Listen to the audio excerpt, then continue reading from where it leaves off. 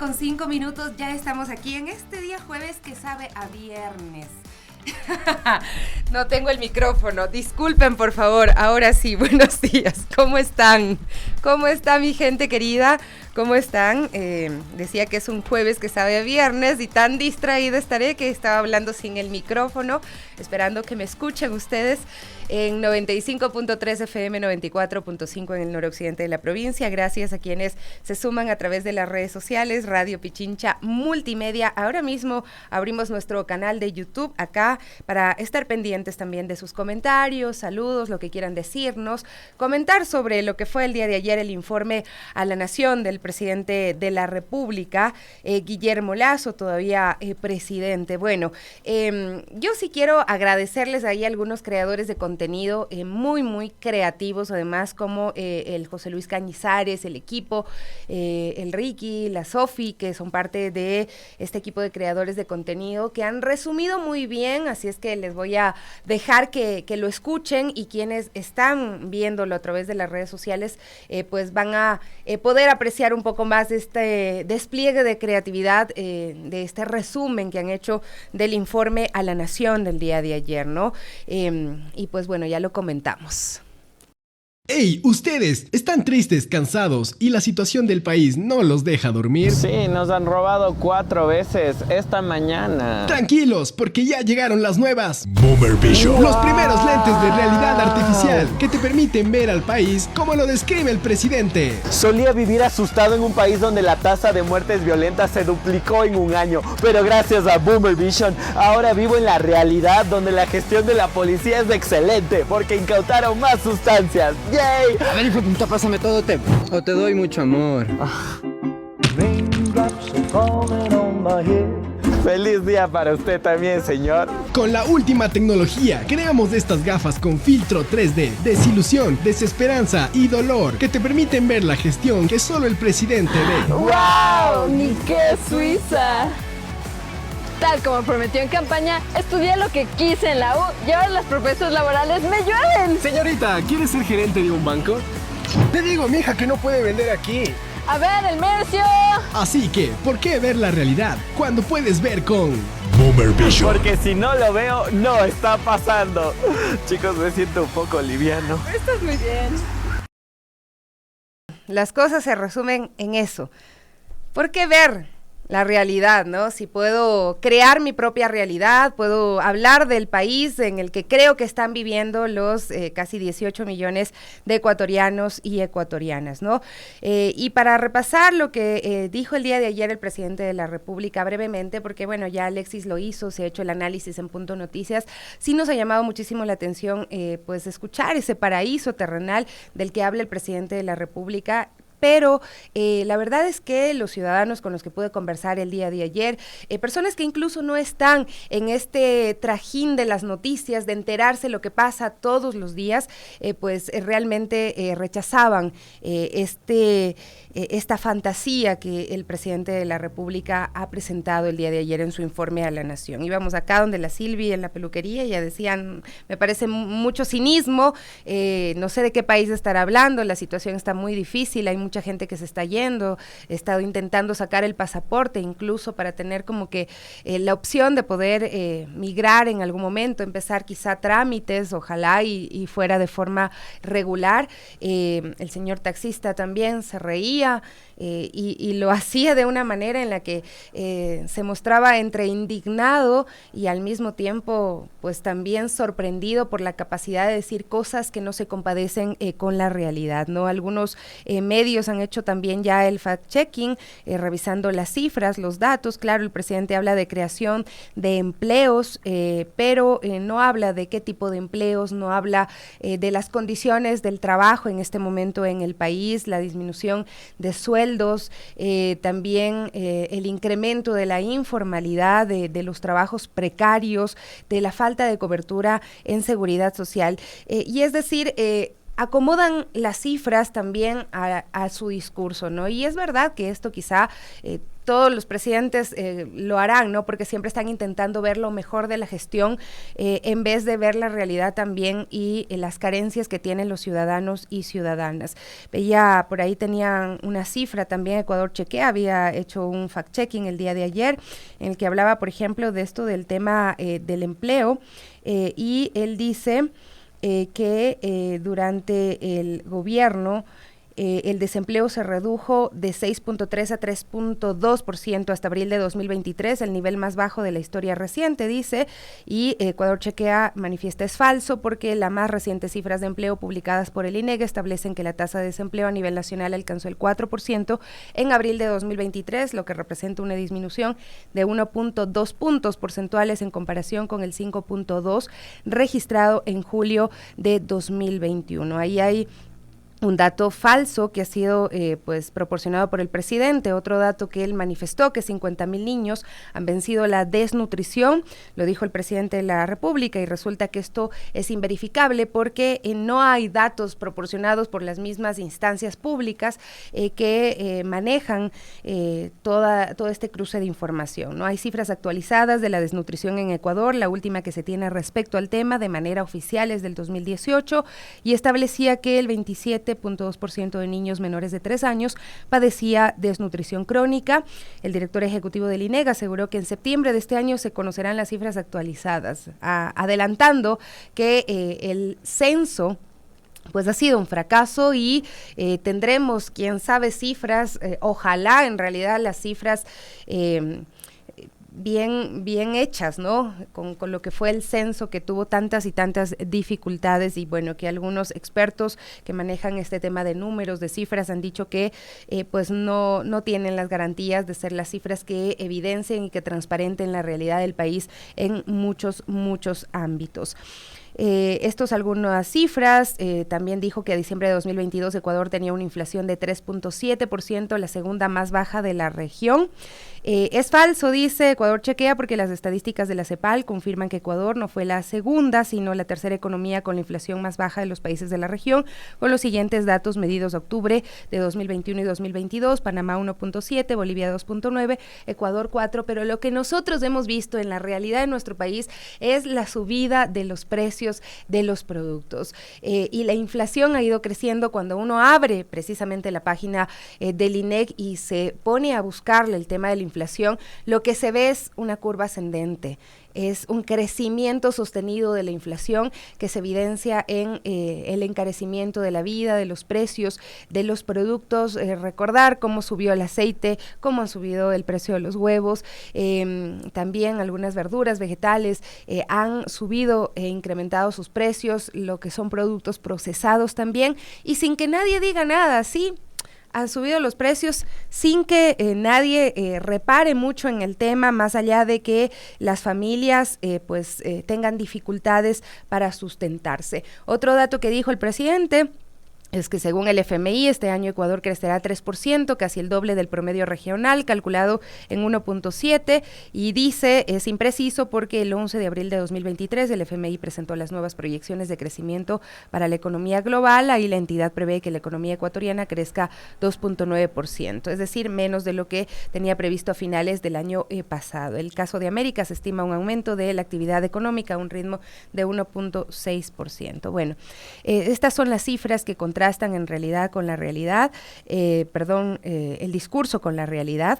Y también otra de las cosas que el presidente decía, estabilidad es profundizar la política ambiental más exitosa de la historia ecuatoriana, reconocida así en todo el mundo, es continuar cuidando las especies marinas de nuestro adorado archipiélago de Galápagos.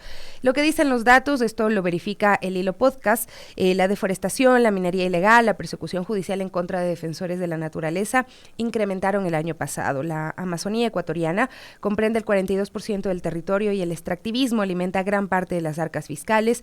El Parque Nacional Podocarpus se detectaron más de 200 campamentos mineros ilegales, y en la provincia amazónica de Napo aumentó 300% la minería legal e ilegal, según Mongabay. Y pues esto da cuenta de la realidad de el tema del ambiente en nuestro país. Estabilidad es el crecimiento económico entre los más altos del continente, también había dicho. Ecuador no figura entre las 20 primeras posiciones de países que tendrán mayor crecimiento económico en la región en este 2023. La lista realizada por la CEPAL con base en una variación del porcentaje del PIB por país, pone a Guyana en primer lugar, seguida de Antigua y Barbuda. Ecuador está en el puesto 22, es lo que dicen en realidad los datos.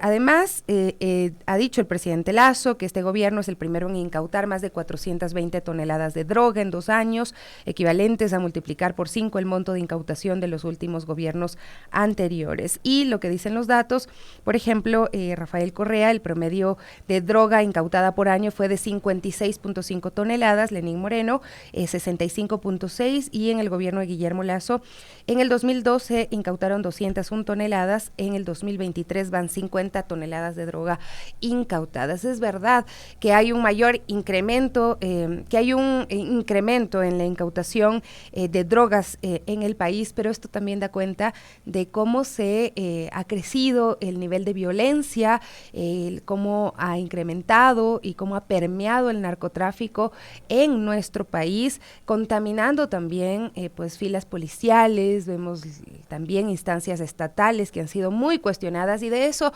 no se dijo absolutamente nada. Se habla del tema de la corrupción, como que han sido los que más han luchado contra la corrupción, que no hay ningún caso de corrupción en este gobierno, pero la realidad es diferente. Hay casos que están siendo investigados en la Fiscalía, incluso hubo una intervención de la Fiscalía en la Presidencia de la República, algo pues no visto en la historia de nuestro país y que da cuenta de la realidad, ¿no? Entonces sí creo que les falta un baño de verdad, entendemos que están de salida, lo que sí el presidente prácticamente dejó claro el día de ayer, pese a que algunos de sus asesores más cercanos, de los que siempre le dicen las cosas bonitas, e intentan pintarle quizá el mejor escenario, pues habían dicho que probablemente sí podría lanzarse a la reelección, digamos, para terminar este periodo, ¿no? Que de alguna forma también ese es el sentido de la muerte cruzada, que se pueda poner en manos de la ciudadanía ratificar o no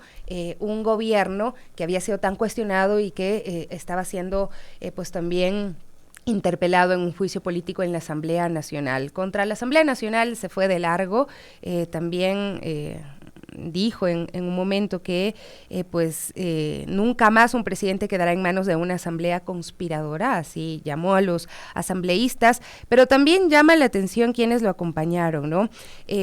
Causó sorpresa la presencia de políticos que en algún momento se mostraron contrarios al gobierno. Esto también pues lo tienen algunos medios de comunicación, por ejemplo Javier Ortiz, exasambleísta que abandonó el Partido Social Cristiano con el argumento de que lo estaban obligando a votar por el juicio político contra Lasso. Guadalupe Llori, ella sí, estuvo muy feliz, contenta en esa alfombra roja, ¿no? Expresidenta de la Asamblea y militante de Pachacutic. Guadalupe Llori, en algún momento el presidente Lasso le recordó cuando ella era presidente de la Asamblea que estaba ahí gracias a él, ¿no? Y pues le debe el favor, así es que ahora está en cada uno de sus eventos y aplaudiéndole. Pero también causó sorpresa ver, por ejemplo, a los exasambleístas de Pachacuti, Edgar Quesada, Gisela Molina y Rosa Cerda, aplaudiendo como quien más el discurso del presidente de la República, ¿no? Y estos 3 asambleístas, junto a Celestino Chumpi y Cristian Yucaila, de Pachacutic también, fueron acusados en su momento por el presidente de la República de que les había solicitado beneficios económicos e incluso cargos a cambio de votar por el proyecto de la ley de inversiones. Luego el presidente, que había puesto una denuncia en la Fiscalía, lo retiró y dijo, no, dejemos así nomás, no ha pasado nada, y ahora son sus principales defensores y quienes están ahí pues aplaudiéndole en cada discurso que da el presidente de la República. Cerda incluso es recordada por su polémica frase y exhortación a sus militantes de que si roban, roben bien. Pues ahora son ellos los que aplauden a este gobierno que dice luchar contra la corrupción. Y así más o menos fue la tónica de la rendición de cuentas del presidente, del informe a la Nación, y hay muchos casos que todavía pues no nos da el tiempo para poder revisarlo, ¿no? Gracias a quienes nos están escribiendo en esta mañana, nos saludan, Sebastián Jaramillo, un abrazo muy fuerte, Patricio Andino Sosa también, Pato Santoro, se comunican con nosotros a través de el YouTube. Tenemos una llamada telefónica, buenos días, por favor nos ayuda con su nombre, su apellido. Saludamos también a Vicente Enríquez, a Gilberto Sidres y cada uno de quienes, de los amigos y amigas que nos están escribiendo. Buenos días, por favor me ayuda con su nombre, su apellido y desde qué sector se comunica. Le saluda Cecilia López. Doña San Cecilia. Juan.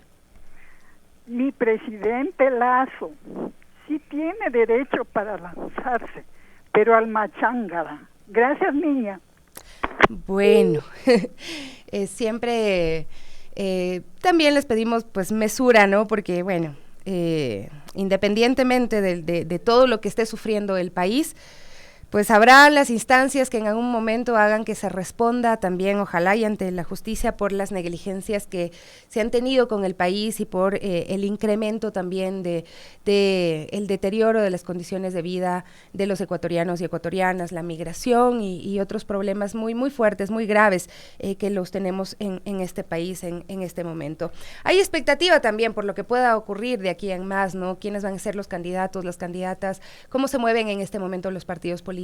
Hay algunas declaraciones que se asombran, ¿no? Algunos sectores exasambleístas que vemos que ya están juntándose pues a varios sectores, ¿no? Quienes estaban en Pachacutic ahora resulta que son de derecha, muchos de ellos, bueno, no todos, pero sí estos personajes que nombrábamos hace un momento que entraron a ocupar una curul en la Asamblea Nacional de la mano de Pachacutic, que bueno, Pachacutic en este momento no se sabe qué mismo será, para qué lado están tirando o se están dirigiendo, y pues ahí está Edgar Quesada, Gisela Molina, Rosa Cerda, junto al presidente de la República, ¿no? Con la extrema derecha, después de que sus votantes pues esperaban otra cosa también de ellos, ¿no? Que se defiendan los derechos realmente de los sectores a los que decían representar.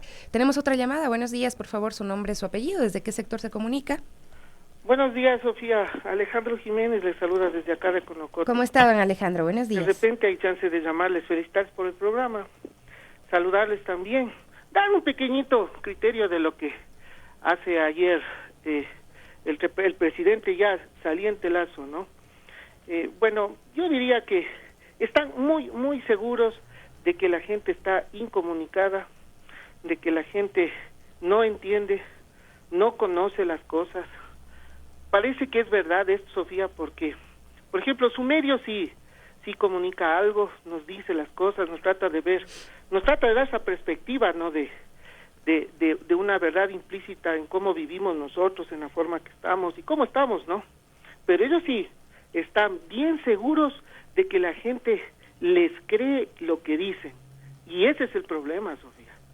Es un estado, para mí es un estado de ignorancia para el pueblo, del cual se aprovecha la clase política, en especial la derecha, que ha instaurado este sistema neoliberal para que ellos se aprovechen, ¿no? Pero vea la edad que tienen la mayoría de estos sujetos, ¿no? Y es gente pasada de los 60, 70 años, que hasta ahora siguen ahí, ¿no? Enquistados en el poder, ¿no es cierto? Y que pertenecen a la derecha, al neoliberalismo, ¿no? Hay un poquito de luz de esperanza con lo que es estas nuevas formas de comunicación en las redes sociales, ¿no? Donde esta gente, estos sujetos ya no se pueden esconder.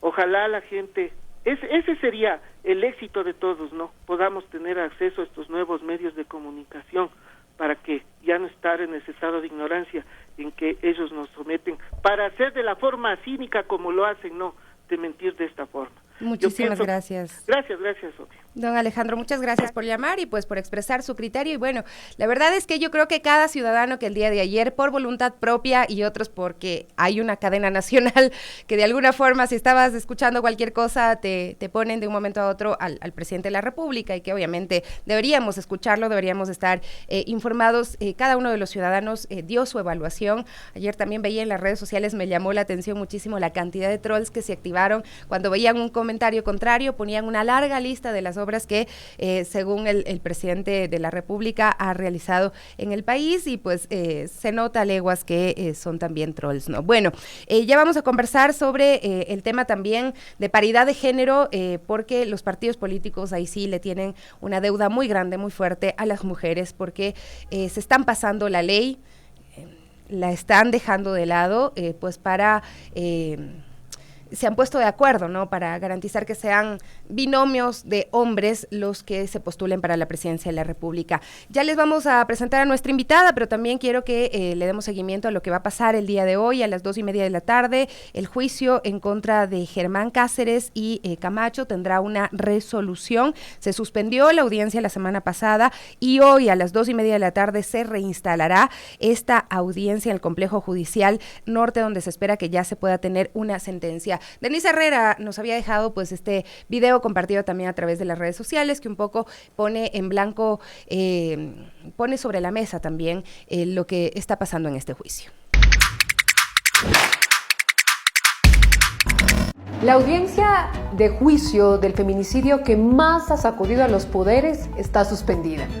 El feminicidio de la abogada María Belén Bernal dentro de la Escuela Superior de Policía en Quito divide las opiniones. Recordemos que su femicida, el ex policía Germán Cáceres y además su ex esposo, declaró en la primera versión que dio libre y voluntaria que fue el autor directo del feminicidio de María Belén Bernal.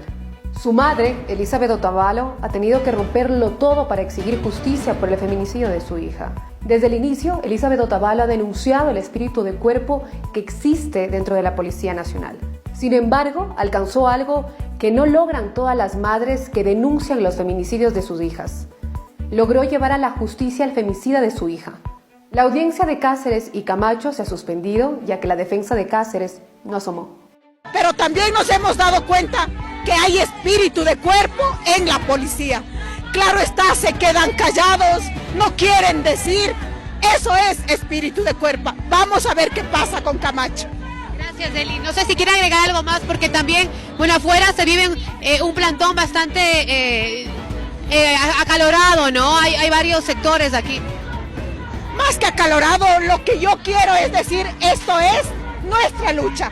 La de mujeres, la de las familias, la de los hijos. No es una lucha de dinero ni de pugna de poder. Es vida, es una lucha de respetar la vida. Con un amor infinito les digo, no me abandonen. Desde el 15 de mayo se ha llevado adelante la audiencia de juicio contra el ex policía Germán Cáceres y el teniente Alfonso Camacho, también acusado por el feminicidio de María Belén, en su caso por omisión. Según consta en el expediente de Fiscalía, Camacho reconoció haber escuchado las discusiones que provenían de la habitación de Cáceres. Incluso pudo ver a una persona en la cama, pero no alertó de la novedad a ningún superior, sino hasta el 13 de septiembre del 2022. María Belén estaba reportada como desaparecida desde el 11 de septiembre del 2022. No sabremos por qué grabó, pero grabó, tal vez para que personas inocentes no sean culpadas. Esperamos que los señores jueces, que ahora ya no va a ser uno, van a ser 3, tomen la mejor decisión en base a las pruebas, sean objetivos e imparciales, actúen de acuerdo al proceso, de acuerdo a la verdad, a todos los elementos de convicción presentados por la misma Fiscalía y por la defensa de mi hijo. Estamos seguros que mi hijo saldrá absuelto porque él es inocente, él no omitió absolutamente nada. No podemos culpar a una persona por suposiciones, por un tal vez, a lo mejor, quizás, pudo. Eso no es justo, mi hijo es inocente. Este caso sacude a la opinión pública, primero porque los derechos de las mujeres siguen sin ser una prioridad para los poderes. Cada 23 horas, una mujer es asesinada en Ecuador por razones de género. Y por otro lado, pone en la mira a la Policía Nacional. Indiscutiblemente nos volvemos a preguntar, ¿necesita una depuración? Ya que seguimos escuchando en los últimos días de feminicidios que involucran a policías. ¿Y vos qué opinas? Déjanos tus comentarios.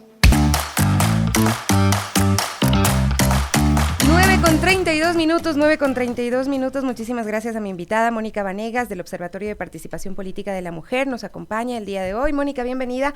Gracias por estar con nosotros.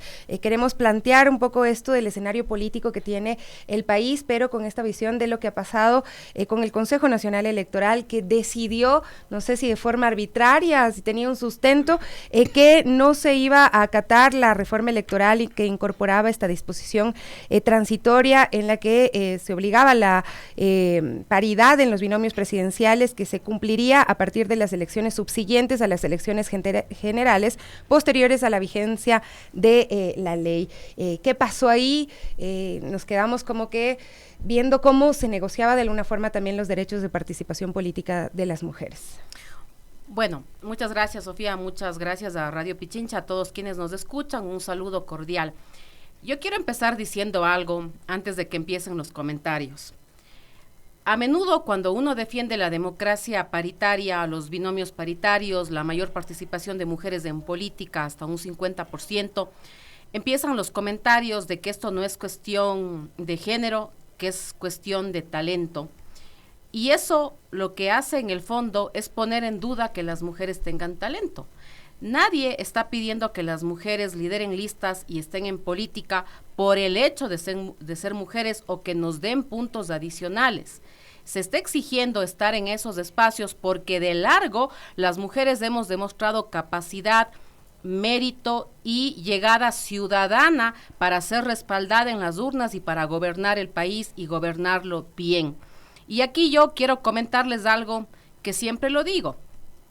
Cuando nos ponemos tan orgullosos de Matilde Hidalgo, que fue la primera lojana ecuatoriana sudamericana en ejercer el derecho el voto hace 100 años, se van a conmemorar 100 años del próximo junio del 2024, recordemos algo, cuando ella pidió ejercer su derecho al voto, ella no lo hizo en su calidad de ser mujer, ella cumplió requisitos, los requisitos eran saber leer y saber escribir. Yo quiero extrapolar esa situación de hace 100 años a la situación actual que vivimos las mujeres.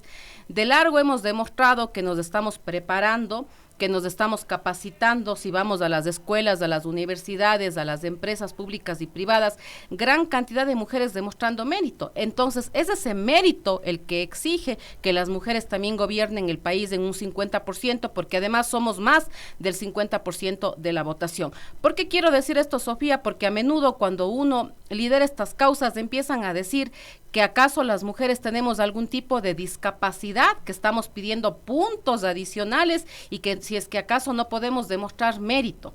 Y yo vuelvo ahí a decir algo que hay que decirlo. Yo recuerdo en algún momento un periodista bastante conservador que ya lleva 40 años en el micrófono, me decía, ¿por qué ustedes exigen en lugar de hacer mérito? Y si hacen mérito, nosotros les llamamos. Fíjate el doble sesgo, estimada Sofía, y amigos y amigas que nos escuchan. Uno, que dan por sentado que los hombres ya tienen mérito para hacer política y que las mujeres tienen que demostrarlo. Y segundo, ellos nos llaman porque siguen creyendo que son los dueños de las organizaciones políticas. Voy a lo que me preguntaste. Precisamente este consejo consultivo estaba conformado por los presidentes o delegados de las organizaciones políticas. Si te fijas, eran hombres. Todos hombres. Apenas de las 25 organizaciones políticas nacionales, solo una está liderada por una mujer. Entonces, si tú tienes que decidir entre hombres, es obvio que van a dejar de lado los derechos de las mujeres. Y además tenían una cara de preocupación, como que fuera una cosa dificilísima encontrar perfiles de mujeres que puedan integrar estos binomios presidenciales. Así es, y yo me acuerdo, vamos a los datos, hay que hablar con los datos y los hechos que se dieron. En el periodo legislativo del 2019-2020, cuando se estaban tratando estas reformas por la equidad de género, que prácticamente son tres: uno, el encabezamiento de listas por parte de las mujeres; dos, los binomios paritarios; y tres, la sanción por violencia política de género. ¿Qué es lo que sucedió en la votación? De 137 asambleístas que conformaban la función legislativa, 119 estaban presentes y 113 votaron a favor de estas 3 reformas, independientemente de la bancada de mayoría o de minoría, independientemente de que eran hombres o mujeres, de izquierda o de derecha. Todos en un consenso de 2/3 partes, mayoría calificada, más de 92 votos, me refiero a 113, decidieron que esas reformas se hagan de manera progresiva. Claro, en ese momento ya las mujeres que estábamos incidiendo desde los movimientos sociales, desde las organizaciones de la sociedad civil, exigimos que ya sea el 50% de mujeres liderando las listas. Y los colegas varones nos dijeron, no estamos preparados, reconocieron que no están preparados, porque no tienen la apertura de sus organizaciones políticas a que ingresen más mujeres. Y por eso quedamos en que sea progresivo. 2021, 15%. 2023 el 30% y luego el 50%. Pero vamos a lo que dice el artículo 99 y la transitoria tercera del Código de la Democracia. Resaltemos la palabra subsiguientes. Así es. Nosotros hemos dicho, y como Observatorio Nacional de la Participación Política de la Mujer nos pronunciamos, subsiguientes, según el diccionario de la Real Academia de la Lengua Española, significa de inmediato, lo que sigue, el siguiente. Por tanto, estas elecciones siguientes son estas, las anticipadas por que se ejecutó la muerte cruzada. En ningún momento la norma hace diferencia diciendo elecciones ordinarias, extraordinarias, primarias, anticipadas, nunca. Lo único que dice es subsiguientes y la norma estaba clara, no necesitaba ser interpretada. Se debe exigir para este año 2023 en las elecciones de agosto que los binomios sean paritarios y que las mujeres encabecen el 50% de las listas. Pero esto al final lo que está revelando es también la incapacidad que han tenido los partidos políticos de fortalecer sus filas y también nuevos cuadros, porque en los nuevos cuadros están incluidas mujeres, están incluidos jóvenes y no lo están haciendo, están como muy quedados en ese sentido o están muy conformes con cómo han estado las cosas, con mantener el status quo. Así es, tú lo has dicho, es mantener el status quo, es una situación patriarcal que no quieren cambiar, no ha habido esa predisposición. Yo lamento que hay organizaciones políticas que digan no hay mujeres o no quieren participar en política. Yo creo que deben buscar bien, porque el Ecuador ha demostrado tener lideresas que por mérito y capacidad, no por el hecho de ser mujeres, están totalmente predispuestas a ser candidatas y de ganar, a liderar un país de una manera mucho más inclusiva. Ahora estamos en manos de la predisposición y de la voluntad. Cuando hay voluntad, no se cumple. Imagínate en el 2021, de 17 binomios, apenas uno estaba liderado por una mujer. Otros 9, sí, hicieron la fórmula hombre a la presidencia, mujer a la vicepresidencia, pero los otros repitieron el formato hombre-hombre. Entonces, cuando hay voluntad, cuando no se les exige, no hay voluntad, quiero decir, no lo hacen, no están predispuestos, por eso es necesario una norma mandatoria. ¿Y ahora qué se puede hacer? ¿Existe la posibilidad de que se pueda poner algún recurso legal para que se dé cumplimiento a la normativa? Bueno, ahí hay que decirlo claramente, se pueden hacer algunas situaciones, pero yo tengo que anticiparme a decir que no sé qué tanto éxito tengan, porque además de liderar esta causa de la democracia paritaria, conozco de derecho electoral, de derecho constitucional. Primero, algunas acciones fuera de la justicia electoral no caben, porque estamos en periodo electoral, y la máxima autoridad es la función electoral. Recuerden que en algún momento, cuando algunos candidatos en elecciones pasadas ponían acciones de protección, estos jueces fueron incluso destituidos. No pueden inmiscuirse cuando estamos ya en periodo electoral. Creo que la Corte Constitucional también en este caso ha actuado de la mejor manera, nos ha dado muestras claras, ellos no serían competentes. Me adelanto a decir eso, y cualquier situación que se ponga debería ser ante el Tribunal Contencioso Electoral.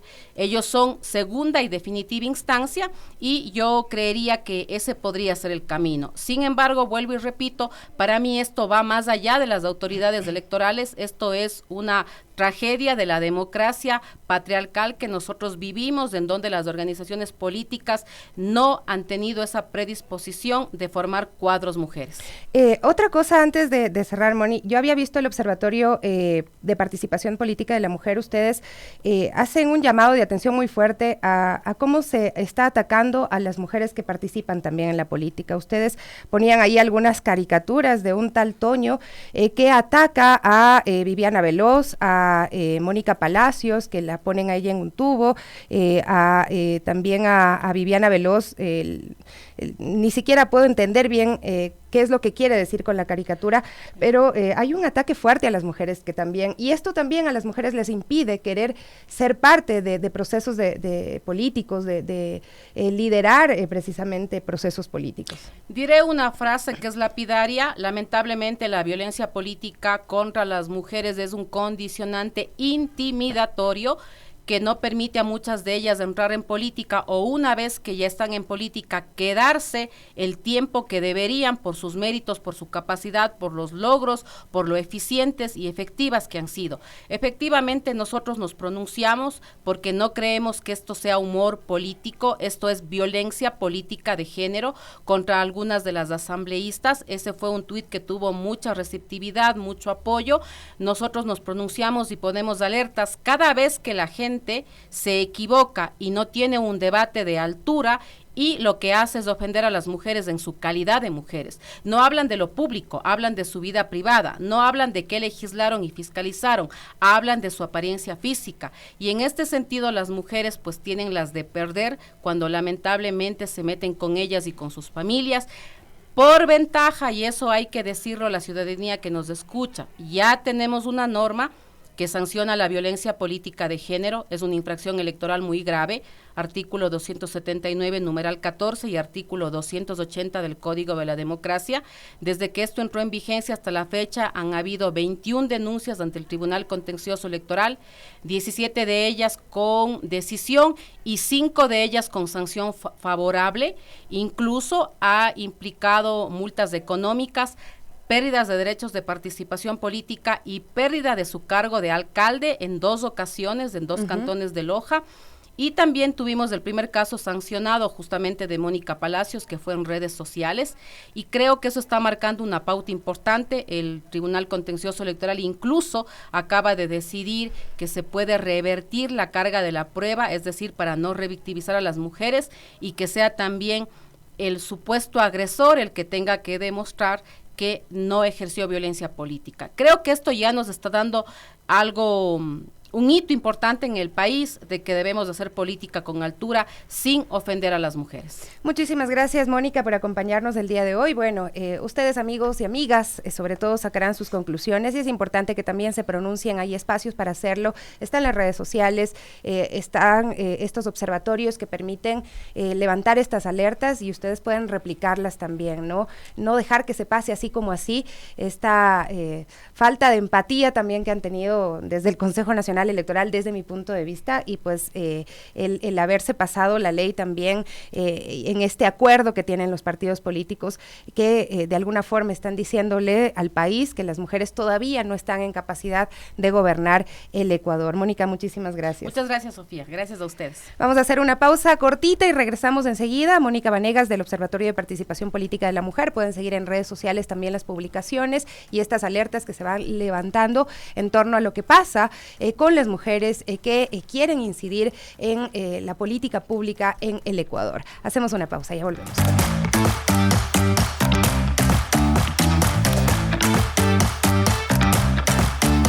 9:47 minutos, gracias a quienes nos siguen el día de hoy, están pendientes de nuestro programa. Bueno, contarles rapidito antes de pasar con nuestro invitado que el Consejo Metropolitano de Quito aprobó la ordenanza para excluir a concejales de los directorios de empresas públicas. Esto lo hablábamos hace unos días con la vicealcaldesa Fernanda Racines, y de esta forma el alcalde de Quito ha cumplido con una de sus promesas clave al garantizar la separación de funciones entre concejales y la gestión empresarial. Adivinen quiénes votaron en contra de esta ordenanza. Adivinen, amigos, adivinen quiénes votaron en contra. Bueno, Bernardo Abad, Michael Aulestia, Estefanía Grunauer y Andrés Campaña, que también me llama la atención, pero bueno, votaron en contra de que se separe a los concejales de los directorios de las empresas públicas. Cuando habíamos abordado el tema acá, se decía que había ahí una circunstancia que siendo los concejales miembros de los directorios de las empresas públicas, se dificultaba mucho y se confundía el tema de la fiscalización. El Consejo Metropolitano de Quito aprobó en segundo y definitivo debate con 18 votos a favor y 4 abstenciones esta ordenanza que establece la conformación de los directorios de las empresas públicas sin la participación de los concejales. Esta medida responde a una promesa también realizada por Pavel Muñoz, alcalde electo de Quito, quien se comprometió a evitar la presencia de concejales en los directorios de las empresas metropolitanas. Y esto pues tratando de garantizar también transparencia, ¿no? Con esta decisión se busca separar las funciones legislativas de los concejales de su participación en la gestión de las empresas públicas, buscando una mayor independencia y profesionalización en dichos directorios. Bueno, si ustedes quieren ver la sesión, pueden verla también, debe quedar grabada en la página de Facebook del municipio de Quito, del Consejo Metropolitano de Quito, que comparte estas comparecencias también. Se abstuvieron, es verdad, no votaron en contra, tiene razón, me está corrigiendo acá, Angau, tiene toda la razón, se abstuvieron, no votaron en contra. 9:49. Vamos a recibir a nuestro invitado. Muchísimas gracias por acompañarnos, el doctor Ernesto Peña Herrera, vocero de la campaña Porque Yo Lo Digo. Vamos a hablar sobre la hipertensión arterial y este es un llamado para ustedes, amigos y amigas que nos escuchan, porque en nuestro país es muy frecuente que los ecuatorianos y ecuatorianas sufran de enfermedades que tienen que ver con la hipertensión arterial. ¿Cómo está, doctor? Buenos días, gracias por acompañarnos. Su micrófono, por favor, está silenciado. Tiene razón. Buenos días, Sofía. Muchas gracias por la invitación.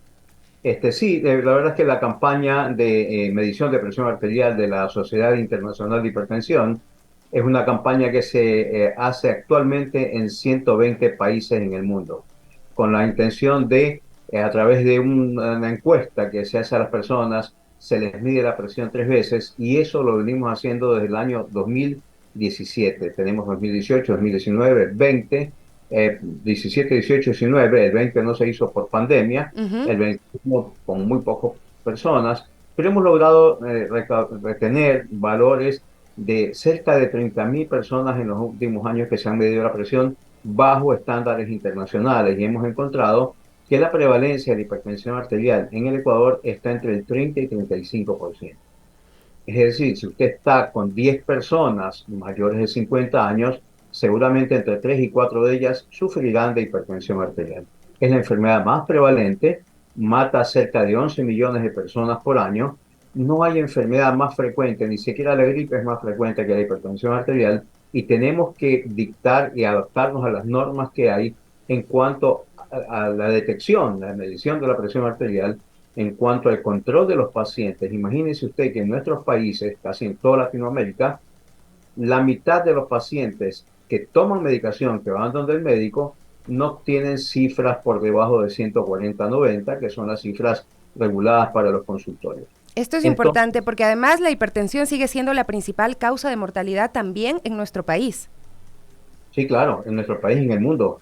Cuando nos hicieron que hagamos los certificados de función, pongamos las causas de muertes, la hipertensión arterial llegó a ser la primera junto con el accidente cerebrovascular, que muchas veces es una complicación de la hipertensión arterial. Entonces, las enfermedades cardiovasculares en sí, incluidas las enfermedades de muertes por diabetes mellitus, forman la mortalidad cardiovascular, llega casi a ser el 30% en nuestros países, digamos nuestros países porque Latinoamérica, casi todo el mundo está involucrado en las mismas cifras. Pero solamente 1 de cada 2 personas con presión arterial alta sabe que la tiene. ¿Cómo se detecta? Y por eso este llamado también a medir la presión arterial. Claro, justamente para eso son las campañas, porque esta es una enfermedad sintomática. Casi nadie, mucha gente lo involucra con dolor de cabeza. Y el único dolor de cabeza que está relacionado con la hipertensión arterial es el dolor de cabeza en la mañana, en uno amanece y en la fosa posterior. Acá puede ser relacionado con la presión arterial. La mayor parte de dolores de cabeza que las personas tienen son cefaleas tensionales, de estrés laboral, de problemas económicos, de problemas familiares, Y si uno se toma la presión en ese momento que duele la cabeza, es probable que la presión esté levemente elevada. Es decir, el dolor de cabeza provoca un poquito de subida de presión arterial y no al revés, que la hipertensión arterial produce dolor de cabeza. Cuando uno se toma un analgésico para controlar el dolor de cabeza, la presión habitualmente baja. Sí, entonces, no hay que asumir que todo es presión arterial. Por lo tanto, como usted me pregunta, la única detección importante es medirse la presión arterial bajo normas establecidas internacionalmente. Pacientes en reposo con el brazo apoyado en una mesa, en un libro, en una mochila, donde sea, y que se esperen 3 minutos antes de medir la presión. A ver, ¿hay otros síntomas que se puedan tener como para que la gente pueda tener una alerta, tomando en cuenta que la mayoría de los pacientes no diagnosticados, pues somos trabajadores, estamos en actividades diarias y pues no vamos mucho al médico? Sí, a veces hay dolor de pecho inespecíficos. No es necesariamente ir al médico para medirse la presión arterial. Uno puede comprar los dispositivos, esos semiautomáticos que venden en las farmacias, que son validados internacionalmente, y las personas en su domicilio pueden medirse la presión. En la mañana, cuando uno se levanta después de ir al baño, se sienta, y antes de tomar café, antes de tomar alguna medicación, se sienta y se pone el aparato y espera 3 minutos desde el momento que nos colocamos el dispositivo. Allí medimos la presión arterial y la anotamos, tanto la presión alta, la baja, como la frecuencia cardíaca. No nos quitamos el dispositivo, esperamos un minuto y hacemos una segunda medición. Si esos valores están por encima promedio semanales de 135-85, nosotros debemos acudir al médico para que nuestro médico determine si es que tengo presión arterial elevada y si tengo daño producido por esa presión arterial, daño cardiovascular, daño renal, o incluso podemos detectar precozmente la demencia vascular. A ver, usted está ahí mencionando algunas de las consecuencias del tema de la presión arterial, ¿no? Alta. ¿Cuáles son las complicaciones y cómo se deben atender en el momento en el que ya hay un diagnóstico? Sí, es fácil determinarlo cuando uno tiene complicaciones. Las primeras complicaciones son cardiovasculares, esencialmente, que tiene el corazón un poco grueso, lo que llamamos hipertrofia ventricular izquierda. Esto aquí promueve la arteriosclerosis coronaria. Los pacientes pueden tener enfermedad coronaria como dolores de pecho. A veces hay disfunción renal, un 20% de los pacientes tienen trastornos de insuficiencia renal detectados como albúmina en la orina o daño en la filtración glomerular. Uno tiene que buscar, mire, test tan simples como hay un test que se llama test de reloj, que los médicos lo podemos hacer en el consultorio. Le decimos al paciente que dibuje una luna de reloj con los números adentro y ponga la hora 10 y 10. Si un paciente de más de 60 años, hipertenso, diabético, no puede hacer esto de aquí, directamente tiene que ir a estudios como resonancia magnética, como tomografía, para ver si es que no tiene daño cerebral silente producido por las enfermedades cardiovasculares, especialmente diabetes, hipertensión arterial. Tiene que buscar cómo están las arterias, especialmente la aorta, cómo están las arterias en los miembros inferiores, porque esta enfermedad también produce enfermedad vascular periférica. Es decir, es importante señalar que las arterias, la hipertensión arterial no está en el corazón, está en las arterias, y el principal daño que se hace es a nivel de corazón. Por eso es que nosotros investigamos la enfermedad del corazón como principal órgano blanco de la hipertensión arterial. ¿La hipertensión la sufren las personas que tienen un estilo de vida sedentario o existen otros factores que puedan influir? Bueno, son múltiples factores de riesgo. Usted ha señalado el más importante, el sedentarismo, las personas que comen con demasiada sal, las personas que fuman, que toman alcohol, son más proclives a tener hipertensión arterial. Si mi padre o mi madre fue hipertenso, yo tengo posibilidades de 20% de tener hipertensión arterial en la vida adulta. Por lo tanto, se aconseja conservar el peso, no fumar en gente joven y hacer controles periódicos para ver en qué momento nosotros vamos a padecer de hipertensión. Imagínese usted que dicen las estadísticas que si uno llega a los 50 años con presión arterial normal, la posibilidad de ser hipertenso el resto de su vida llega a ser el 90%. ¿Por qué? Porque hay un proceso de envejecimiento arterial prematuro que nos lleva a la hipertensión, de tal manera que justamente a partir de los 45, 50 años es que nosotros tenemos que decir a nuestro médico que me detecte si soy hipertenso o no. Habitualmente, así como hay personas no diagnosticadas, hay personas también que alguien erróneamente les ha diagnosticado hipertensión arterial, que toman su medicación y que es nuestro deber en un mediano plazo irle quitando la medicación. Usted decía que en el 2020, durante la pandemia, no se hizo, por ejemplo, esta campaña y mucha gente, pues, esperó para poder diagnosticar este tipo de casos, ¿no? Por miedo de asistir a un hospital, porque no se podía salir por un montón de factores. Las consecuencias de la pandemia en la incidencia de la hipertensión arterial son graves en el país. Sí, claro, durante esa época aumentaron las personas no controladas, se agregó algo que nosotros no teníamos tan preponderantemente estratificado, como es el miedo, la ansiedad, la depresión, y nos dimos cuenta también de otra cosa, que cuando atendíamos a nivel de telemedicina a los pacientes, muchos de ellos tenían dispositivos de medición de presión arterial en su casa. Esos que nosotros los médicos hemos denostado, decir, son equipos digitales. Bueno, ahora se ha preponderado que con esos equipos que las personas tienen en casa, que originalmente que sean de brazo, menos de muñeca, son los dispositivos ideales para detectar la presión arterial. Entonces sí, hubo un aumento de mortalidad en el Ecuador y en el mundo, porque los pacientes no se controlaban, porque los pacientes tenían infartos de miocardio y no iban a los hospitales porque en los hospitales había COVID y ellos tenían una enfermedad más grave que el COVID. La gente que fue a los hospitales y se le hizo tratamiento oportuno, precoz, son pacientes que sobrevivieron. Muchísimas gracias al doctor Ernesto Peña Herrera, vocero de la campaña Porque Yo Lo Digo, que nos hablaba sobre la hipertensión arterial y la importancia de medirse la presión arterial. Amigos, amigas, este es un llamado urgente para todos quienes nos escuchan. Y con esto nos despedimos, les queremos desear un feliz feriado. Aquí estaremos pues con ustedes también acompañándoles en transmisiones especiales. Recuerden que este fin de semana es el Festival Libertario en el Parque Bicentenario y ahí vamos a estar. Y desde la radio, si usted no puede ir por cualquier circunstancia, pues va a poder escuchar los conciertos con esos grandes artistas que van a estar presentes. Además, bueno, si puede ir con toda la familia, también va a disfrutar de carpas, de mucho arte, con mucha cultura, de comida riquísima, de muchos emprendimientos que estarán presentes en el Parque Bicentenario. Amigos, un abrazo fuerte. Gracias, Carlitos de Estevita. Buen día, Patito. También le veo por acá ya listo para todas las actividades de esta jornada de la Radio Pichincha. Un abrazo fuerte.